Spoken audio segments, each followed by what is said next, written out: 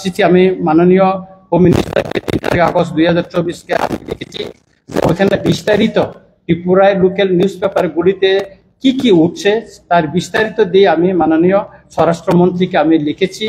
তার দ্বিতীয় আমি চিঠি লিখেছি 8 মে 2025, এটাও আমি হোম মিনিস্টারকে লিখেছি এবং এটার copy Tripura police DG, chief secretary সহ ওনাদেরকেও দিয়েছি এবং মাননীয় মুখ্যমন্ত্রীকেও আমি কপি দিয়েছি এবং মাননীয় আমাদের গভর্নর ওনাকে এটার একটা কপি দেওয়া হয়েছে। এবং সর্বশেষ 12 মে 2025 আমি প্রেস রিলিজ দিয়েছি। ত্রিপুরায় কোথায় কোথায় ইলিগাল বাংলাদেশিরা অবস্থান করছে, আগরতলা শহর, ডিস্ট্রিক্ট লেভেল এবং সাব ডিভিশন লেভেলে কোথায় অবস্থান করছে তার ডিটেলস আমি দিয়েছি আমার প্রেস রিলিজে, আপনারাও দেখেছেন। এবং এডিসি এলাকায় কোন ডিস্ট্রিক্টের কোন সাব ডিভিশনে কোন ব্লকের অধীনে কোন ভিলেজ কমিটিতে পার্বত্য চট্টগ্রাম থেকে অবৈধ অনুপ্রবেশকারীরা এখানে আসছে তার ডিটেলস দেওয়া হয়েছে। তারপর এত ডিটেলস দেওয়ার পরও আমি লক্ষ্য করেছি যে ত্রিপুরা সরকার এখন পর্যন্ত এই কার্যকরী করার জন্য তেমন কোনো পদক্ষেপ নিচ্ছে বলে আমার চোখে পড়ছে না। আমরা দেখেছি গুজরাট সরকার ইতিমধ্যে অবৈধ বসবাসকারী বাংলাদেশি নাগরিক এবং রোহিঙ্গাদের বিরুদ্ধে একটা অভিযান শুরু করেছে। দিল্লি গভর্নমেন্ট অভিযান শুরু করেছে, ইদানিং আসাম গভর্নমেন্টও ইনিশিয়েটিভ নিয়েছে এবং উড়িষ্যা গভর্নমেন্টও পদক্ষেপ নিয়েছে। কিন্তু ত্রিপুরার সরকার যেখানে প্রতিদিন বাংলাদেশ থেকে অবৈধ নাগরিক বাংলাদেশের নাগরিক এখানে আসছেন তাদের বিরুদ্ধে এখনো কিছু ব্যবস্থা নিচ্ছে না। আপনারা নিশ্চয়ই আপনাদের মিডিয়ার মাধ্যমে আজকে জানতে পারলাম, আজ সকালে মধুপুর থানার অধীন 5 জন বাংলাদেশি নাগরিককে গ্রেপ্তার করা হয়েছে, যার অধিকাংশই মুসলিম সম্প্রদায়ের, মুসলিম ধর্মাবলম্বী। তারপর বিলুনিয়া থানার 6 জন বাংলাদেশিকে অ্যারেস্ট করেছে।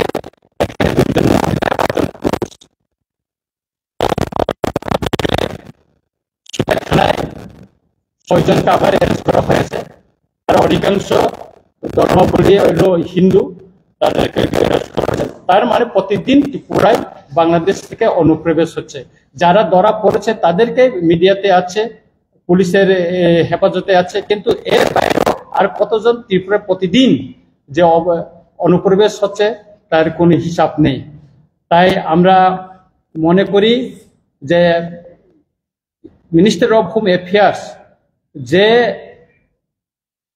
নোটিফিকেশনটা জারি করেছে সেই ভিত্তিতে যেন ত্রিপুরাতেও অবিলম্বে যেন প্রতিটি মহল্লায়, প্রতিটি বস্তি এবং যেগুলি এডিসি এলাকায় যেগুলিতে অবস্থান করছে এবং ইদানিং পত্রিকার বিভিন্ন যে কাটিংগুলি আমি দিয়েছি তার তথ্য ভিত্তিতে তাদের সেখানে অভিযান করা হোক। কেননা অবৈধ বাংলাদেশি ভারতবর্ষে কোথাও থাকতে পারবে না, এটা ইতিমধ্যে ঘোষণা করা হয়েছে। আমরা দেখি ত্রিপুরায় অনেক ভারত সরকারের মানে মিনিস্টার অফ হোম অ্যাফেয়ার্স থেকে নোটিফিকেশন বাইর হয়, কিন্তু ত্রিপুরায় এটা কার্যকরী হচ্ছে না। আপনারা নিশ্চয়ই জানেন যে 2017 8 August minister of home affairs থেকে mister Dilip Kumar joint secretary to the government of India, উনি চিফ সেক্রেটারি এবং ইউনিয়ন টেরিটরি অ্যাডমিনিস্ট্রেশনকে লিখেছিল যে অবৈধ অনুপ্রবেশকারীদের শনাক্ত করার জন্য, কিন্তু তারপর থেকেও মানে এই ত্রিপুরায় এর কোনো পদক্ষেপ নেওয়ার আমরা চোখে পড়িনি। আমরা দেখেছি ইমিগ্রেশন এবং ফরেনার্স বিল 2025 এটা পার্লামেন্টে পাস হয়েছে 27 মার্চ 2025। তারপরেও যারা অবৈধ ত্রিপুরায় বসবাস করছে তাদের বেলায় এখানে ওই যেটা ইমিগ্রেশন এবং ফরেনার্স বিল 2025-এ স্পষ্ট লেখা আছে, এখানে 60 বছর পর্যন্ত জেল এবং 10 লাখ টাকা পর্যন্ত জরিমানার কথা লেখা হচ্ছে। অথচ ত্রিপুরায় অনেক অবৈধভাবে এখানে বসবাস করছে, এখানে বিভিন্ন মহল্লায় এখানে অবৈধভাবে এখানে বাসা বাড়ি নিয়ে অবস্থান করছে, বিভিন্ন খাস জমিতে বস্তি করে এখানে অবস্থান করছে। তাদের ইয়েতে এই অবৈধ অনুপ্রবেশকারী যারা এখানে অবস্থান করছে তাদের বিরুদ্ধে রাজ্য সরকার কোনো ব্যবস্থা নিচ্ছে না বা কোনো উপযুক্ত যেটা আইনের মাধ্যমে যেটা করার প্রয়োজন সেটা নিচ্ছে না বলে আমি মনে করি। তাই আমরা মনে করি এই ব্যাপারে ত্রিপুরা সরকার কেন্দ্রীয় সরকারের নির্দেশে অনুসারে অবিলম্বে এই বেআইনি অনুপ্রবেশকারী বাংলাদেশি এবং রোহিঙ্গাদের বিরুদ্ধে ওনারা অভিযান শুরু করুক এবং পর্যাপ্ত ডিটেনশন ক্যাম্প ডিস্ট্রিক্ট ওয়াইজ সে নির্মাণ করা হোক এবং যারা অ্যারেস্ট হবে তাদেরকে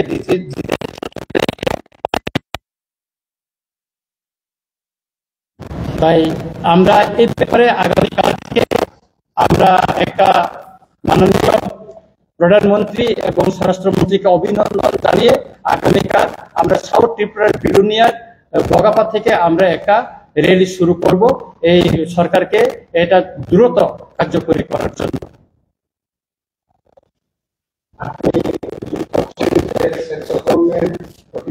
দেওয়ার সত্ত্বেও রাজ্য সরকার কোনো রকম কার্যকারী করছে না, এর পেছনে কি অন্য কোনো কারণ আছে আপনার কি মনে হয়? এটা সরকার কেন করছে না এটা মাননীয় এখন যারা সরকার চালাচ্ছেন তারা যা বলতে পারবেন, বিশেষ করে মাননীয় মুখ্যমন্ত্রী যিনি স্বরাষ্ট্র দপ্তরের ভারপ্রাপ্ত মন্ত্রী তিনি বলতে পারবেন কেন নিচ্ছেন না।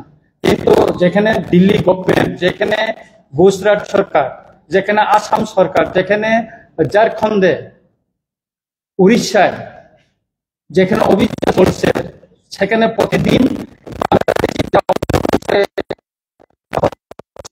পুশব্যাক করা হচ্ছে,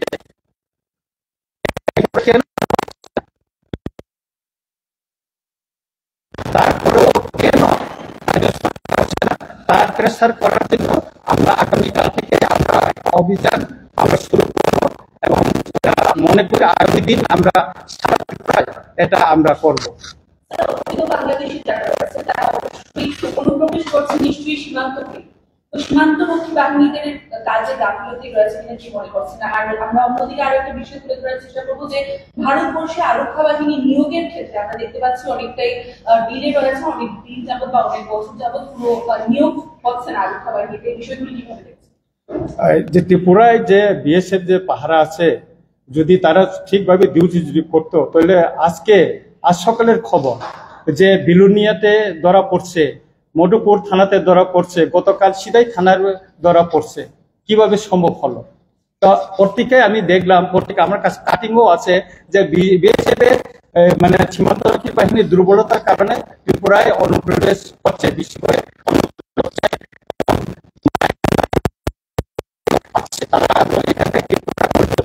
দেশের বিভিন্ন প্রান্তে তারা ছড়িয়ে পড়ছে।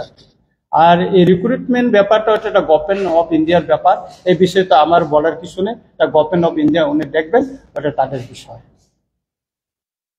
দেখা গেছে যে অনেক জায়গায় ফেন্সিং এর দুর্বলতা আছে এবং অনেক জায়গায় ফেন্সিং হয়নি, তার কারণে কি অনুপ্রবেশকারীরা করিডোর হিসাবে ব্যবহার করছে, কি মনে হয়?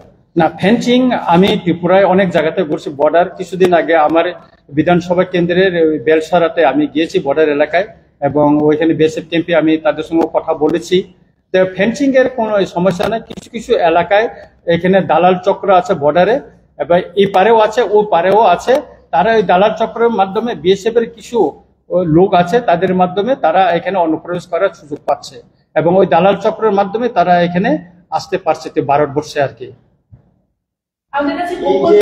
অনুপ্রবেশকারীরা ত্রিপুরাকে করিডোর হিসেবে ব্যবহার করে দেশের বিভিন্ন জায়গায় যাচ্ছে, তাতে কি সিকিউরিটি থ্রেট আছে দেশের? হ্যাঁ, এটা তো ভারতবর্ষের এটা আভ্যন্তরীণ নিরাপত্তা এবং আমাদের সার্বভৌমত্বের উপর একটা হুমকি হয়ে দাঁড়িয়েছে। আজকে আপনারা দেখছেন যে ভারত আর পাকিস্তানের যুদ্ধের সময় যত অনুপ্রবেশকারী বিভিন্নভাবে তারা পাকিস্তানকে সহযোগিতা করছে। বাংলাদেশকে ভারতবর্ষের আমাদের আর্মিরা, আমাদের সৈনিকরা যুদ্ধ করে তাদেরকে স্বাধীনতা দিয়েছে, সেই বাংলাদেশ আজকে ভারতের বিরুদ্ধে তারা পাকিস্তানের পক্ষ হয়ে তারা দাঁড়াচ্ছে। তাতে আমরা কি বুঝি? সুতরাং এটা সেজন্য আমরা মনে করি এই ভারতবর্ষের 6 কোটির উপর এখানে অবৈধ বাংলাদেশি এবং বিভিন্ন পাকিস্তানি এবং মায়ানমার অনেক নাগরিক আছে, তারা ভারতবর্ষের একটা হুমকি হয়ে দাঁড়াচ্ছে ভারতের নিরাপত্তার জন্য।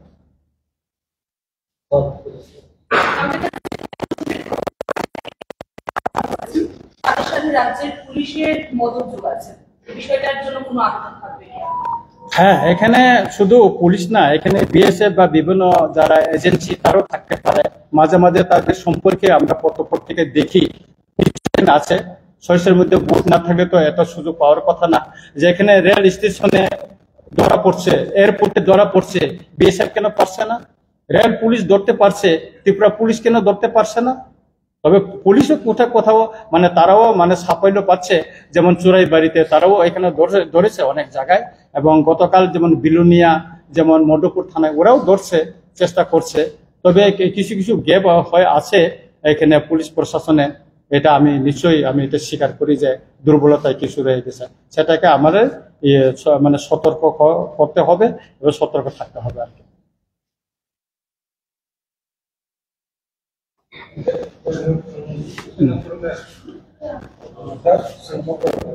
Kok borok ya saya?